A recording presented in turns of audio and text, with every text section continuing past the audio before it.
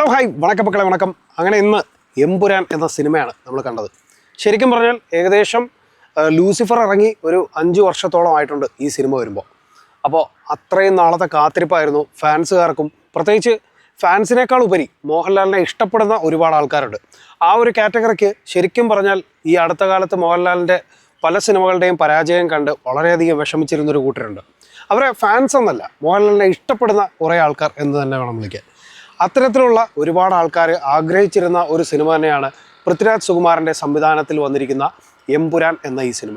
തീർച്ചയായിട്ടും ആ ഒരു ഘടകം ഉള്ളത് കൊണ്ട് തന്നെയാണ് ഓരോരുത്തരും മോഹൻലാൽ എന്ന നടനിലേക്കുള്ള ആ ഒരു പ്രതീക്ഷ, അയാൾ ഉണ്ടാക്കി വെച്ച ആ ഒരു ഗ്രിപ്പ്, അതിനെ ഓർത്തുകൊണ്ട് തന്നെയാണ് ഇന്ന് നമ്മൾ കണ്ട ബുക്ക് മൈ ഷോയിലൊക്കെ ആ ബുക്കിങ്ങിനെ അടിച്ചു തൂക്കി ബോക്സ് ഓഫീസിനെ മലർത്തിയടിച്ച ആ ഒരു ബുക്കിംഗ് മാമാങ്കം നമ്മൾ കണ്ടത്. എന്നാൽ സിനിമയിലേക്ക് വരുമ്പോൾ ലൂസിഫർ എവിടെ നിർത്തിയോ അവിടെ നിന്ന് പിന്നീട് അങ്ങോട്ട് തുടങ്ങുന്നത് മറ്റൊരു തലത്തിലേക്കാണ്.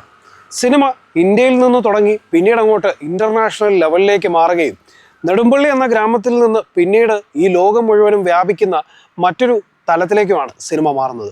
പ്രത്യേകിച്ചും പൃഥ്വിരാജ് സുകുമാരൻ, മുരളി ഗോപി കൂട്ടുകെട്ടിൽ വന്നിരിക്കുന്ന ഈ ഒരു സിനിമയുടെ കഥാപശ്ചാത്തലം തന്നെ ഓരോ തലത്തിൽ നിന്ന് മാറുമ്പോഴേക്കും കഥ വീണ്ടും വികസിക്കുകയാണ്. ഇവിടെ നിന്ന് ഇനി എങ്ങോട്ട് എന്നുള്ളൊരു ചോദ്യം വളരെ വ്യാപിച്ച് ഇങ്ങനെ പോയിക്കൊണ്ടിരിക്കുന്ന ഒരു സാഹചര്യമാണ് സിനിമയിൽ. സിനിമയുടെ തുടക്കം മുതലേ അവർ പ്രൊമോഷൻ ഭാഗങ്ങളിലായിട്ട് എപ്പോഴും പറഞ്ഞിട്ടുള്ള പ്രധാനപ്പെട്ട ഒരു കാര്യമാണ് ഈ കഥയിൽ സയ്യിദ് മസൂദിൻ്റെ ജീവിതത്തിന് കുറച്ച് പ്രാധാന്യം കൊടുക്കും എന്നുള്ളത്. അത്തരത്തിലൊരു രീതിയിലേക്ക് സിനിമ കൊണ്ടുപോകുമ്പോൾ തന്നെ അതിൻ്റെ ടൈറ്റിൽ ക്രെഡിറ്റ്സ് വീഴുന്ന ആ സാഹചര്യം മുതൽ തന്നെ ഇന്ത്യയിൽ ഒരിക്കലും മറക്കാത്ത ഒരുപാട് സംഭവങ്ങളെ കൃത്യമായി അടയാളപ്പെടുത്തുന്ന മുരളി ഗോപിയുടെ റൈറ്റിങ്സ് തീർച്ചയായിട്ടും ഹൃദയം തൊടും എന്നുള്ള കാര്യത്തിൽ യാതൊരു സംശയവുമില്ല. കാരണം അത്രയേറെ ഭീകരമായ ഇന്ത്യ കണ്ട ഏറ്റവും വേദനിപ്പിക്കുന്ന കാഴ്ചകളെ ടൈറ്റിൽസിലൂടെയും അതിനുശേഷം വരുന്ന കഥാപശ്ചാത്തലത്തിലൂടെയും പ്രേക്ഷകൻ്റെ മുന്നിലേക്ക് കൊടുക്കുന്നു. അവിടെ തുടങ്ങുന്ന ആ ഒരു ക്ലിഫ് ഹാങ്ങർ പിന്നീട് ഒരു പതിഞ്ഞ താളത്തിൽ കഥയുടെ പിരിമുറുക്കത്തിന് വേണ്ടിയിട്ടുള്ള ഒരു യാത്രയാണ്. അങ്ങോട്ടത്തേക്ക് പോകുമ്പോൾ പുതിയ കഥാപാത്രങ്ങളും ഒപ്പം നമ്മൾ ലൂസിഫറിൽ കണ്ടുപോയ കഥാപാത്രങ്ങളുടെ എല്ലാം ഒരു സംയോജനം അവിടെ കൃത്യമായിട്ട് സാധിക്കുകയും ചെയ്യുന്നുണ്ട്. അതുപോലെ തന്നെ പ്രകടനങ്ങളെക്കുറിച്ച് പറയുമ്പോൾ ഇവിടെ മോഹൻലാൽ എന്ന് പറയുന്നൊരു താരത്തിന് ലൂസിഫർ എന്ന സിനിമയിൽ ഏകദേശം 40 മിനിറ്റൊക്കെയാണ് കിട്ടിയിരുന്ന ഒരു സ്ക്രീൻ സ്പേസ്. പക്ഷേ എന്നിരുന്നാൽ പോലും അയാളിലൂടെ സംഭവിക്കുന്നതാണ് അവിടെയെല്ലാം. അതായിരുന്നു ആ സിനിമയുടെ ഒരു കോർ എലമെൻറ്റ്. ഇവിടെയും തീർത്തും അബ്രാം ഖുറേഷി എന്ന ആ ഒരു കഥാപാത്രത്തിൻ്റെ ഒരു കോർ എലമെൻറ്റ് പിടിച്ചുകൊണ്ട് പിന്നീട് അങ്ങോട്ട് സംഭവിക്കുമ്പോൾ സ്റ്റീഫനിലൂടെയും ഖുറേഷിയിലൂടെയും കഥ ഇങ്ങനെ വ്യാപിച്ചു കൊണ്ടേയിരിക്കുകയാണ്. ഓഡിയൻസിനടുത്തേക്ക് കഥ പലതരത്തിലേക്കും വ്യാപരിച്ചു പോകുമ്പോൾ പ്രേക്ഷകർ തീർച്ചയായിട്ടും ഖുറേഷിയിലേക്ക് കൂടുതൽ അടുക്കുകയും ചെയ്യുന്നുണ്ട്. ഖുറേഷി എന്ന് പറയുന്നത് തീർച്ചയായിട്ടും നമ്മൾ ചിന്തിക്കാവുന്നതിനപ്പുറത്തേക്കുള്ള ഒരു ലാർജ് സ്കെയിൽ ഒരു ഏരിയയിലേക്ക് വസിക്കുന്ന അല്ലെങ്കിൽ മറ്റെന്തിനെയൊക്കെയോ കൺട്രോൾ ചെയ്യുന്ന ഒരു വലിയ കാർട്ടിലാണെന്നുള്ള തീർച്ചയായിട്ടുള്ളൊരു അടയാളപ്പെടുത്തൽ ഈ സിനിമയിൽ കൃത്യമായിട്ട് കൊടുക്കുന്നുണ്ട്. അതുപോലെ തന്നെ പിന്നീട് അങ്ങോട്ട് വരുന്ന ജതിൻ രാംദാസ് ആണെങ്കിലും ടോവിനോയുടെ കഥാപാത്രം, മഞ്ജു വാര്യരുടെ കഥാപാത്രം, നന്ദു ചേട്ടൻ്റെ കഥാപാത്രം, ബൈജു, സായ് കുമാർ, ജാൻവിയായിട്ടെത്തിയിരിക്കുന്ന സാനിയ അയ്യപ്പൻ, അങ്ങനെ തുടങ്ങി ഒരുപാട് പേരുടെ കഥാപാത്രങ്ങളുടെ ഒരു സംയോജനം വളരെ നൈസായിട്ട് കൊണ്ടുവന്നിട്ടുണ്ട്. അതുപോലെ തന്നെ അഭിമന്യു സിംഗിൻ്റെ കഥാപാത്രം ഗംഭീര പെർഫോമൻസ് ആണ് സ്റ്റാർട്ടിങ്ങിൽ ചെയ്തു വെച്ചിരിക്കുന്നത്. വളരെ ഡിഫറൻ്റ് ആയിട്ടുള്ള ആ ഒരു ആറ്റിറ്റ്യൂഡ് അയാൾ ആ ഫസ്റ്റ് ഏരിയയിൽ തന്നെ പിടിച്ചിട്ടുണ്ട്. പിന്നീട് അയാളൊരു വില്ലനായി തന്നെ ഒതുങ്ങി നിൽക്കുമ്പോൾ കഥ വീണ്ടും മറ്റൊരു തലത്തിലേക്ക് മാറുകയാണ്. ആ ഏരിയകളിലൊക്കെ വരുമ്പോൾ അവിടെയെല്ലാം ഗോവർദ്ധൻ്റെ പ്രസൻസും ഒപ്പം തന്നെ ഖുറേഷിയുടെ പ്രസൻസും വളരെ പാരലായിട്ട് കണക്ട് ചെയ്യാനും എഴുത്തുകാരൻ ശ്രമിച്ചിട്ടുണ്ട്.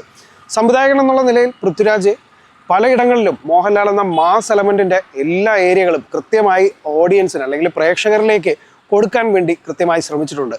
ചിലയിടങ്ങളിൽ ചില കാര്യങ്ങൾ പരാജയപ്പെട്ടു പോയോ എന്നൊരു സംശയം ഇല്ലാതില്ല. കാരണം കഥാപശ്ചാത്തലത്തിൽ കഥ വലിയൊരു തലത്തിലേക്ക് വികസിപ്പിക്കുമ്പോൾ പിന്നീട് തിരിച്ചു വീണ്ടും ചെറിയ കേരളത്തിലെ ചെറിയ വിഷയങ്ങളിലേക്ക് ഖുറേഷി എന്ന് പറയുന്ന ലോകം മുഴുവൻ വ്യാപിച്ചു നിൽക്കുന്ന ആ ഒരു വലിയ കാർട്ടലിന് കേരളത്തിലെ ചെറിയ വിഷയങ്ങൾ തീർക്കാൻ മാത്രമേ നേരമുള്ളൂ എന്ന് ചോദിക്കുന്ന ഒരു പശ്ചാത്തലത്തിലേക്ക് കൊണ്ടുവരുമ്പോൾ അവിടെ പ്രേക്ഷകനെ ചെറിയൊരു കല്ലുകടി ഫീൽ ചെയ്യുന്നു എന്നുള്ളതിനപ്പുറത്തേക്ക് തീർച്ചയായിട്ടും സിനിമ കൊണ്ടുപോകുന്നത് പ്രേക്ഷകരെ ഒരു ഇൻ്റർനാഷണൽ ലെവലിലേക്ക്, ഒരു ഹൈ ക്വാളിറ്റി പ്രോഡക്റ്റിൻ്റെ മുന്നിലേക്കാണ്. തീർച്ചയായിട്ടും ഇതിൻ്റെ സിനിമാറ്റോഗ്രാഫി സുജിത് വാസുദേവിൻ്റെ ഗംഭീര സിനിമാറ്റോഗ്രാഫിയാണ്.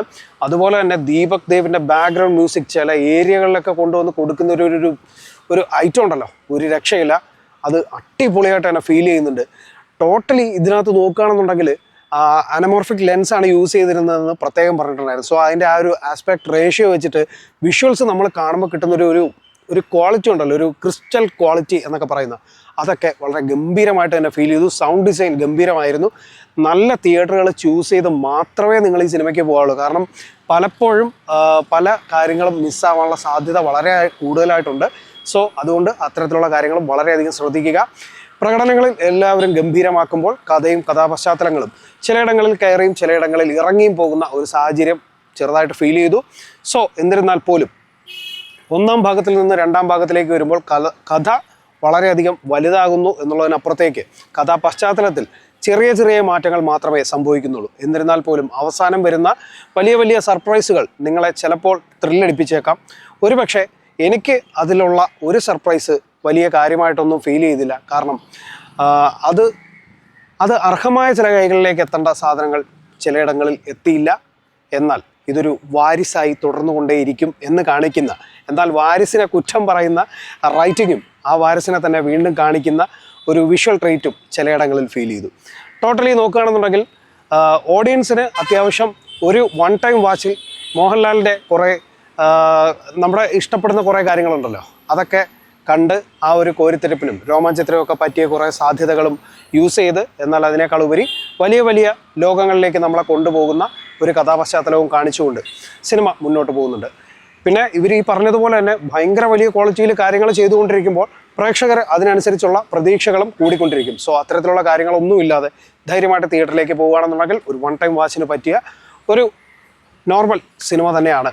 ഒരു അത്യാവശ്യം നല്ല ഒരു സിനിമ തന്നെയാണ് എമ്പുരാൻ L2E എന്ന് പറയുന്നത്. തീർച്ചയായിട്ടും അഭിപ്രായങ്ങൾ വ്യക്തിപരമാണ്. സിനിമ തിയേറ്ററിൽ തന്നെ കണ്ട് വിലയിരുത്തുക. ഇൻഷോർട്ട് മല്ലു ഈ സിനിമയ്ക്ക് കൊടുക്കുന്ന റേറ്റിംഗ് 3.5 ഔട്ട് ഓഫ് 5 ആണ്. സോ നമ്മുടെ ചാനൽ വരുന്ന വീഡിയോസൊക്കെ ഇഷ്ടപ്പെടുകയാണെന്നുണ്ടെങ്കിൽ ചാനൽ സബ്സ്ക്രൈബ് ചെയ്യുന്ന കാര്യം മറക്കരുത്. അതുപോലെ തന്നെ വീഡിയോ ഇഷ്ടമായാലും മറ്റുള്ളവർക്ക് ഷെയർ ചെയ്ത് കൊടുക്കുക. നിങ്ങളുടെ അഭിപ്രായങ്ങൾ കമൻറ്റ് ചെയ്യാൻ മറക്കരുത്. അപ്പോൾ പുതിയ വീഡിയോസോട്ട് വീണ്ടും കാണാം. അതുവരേക്കും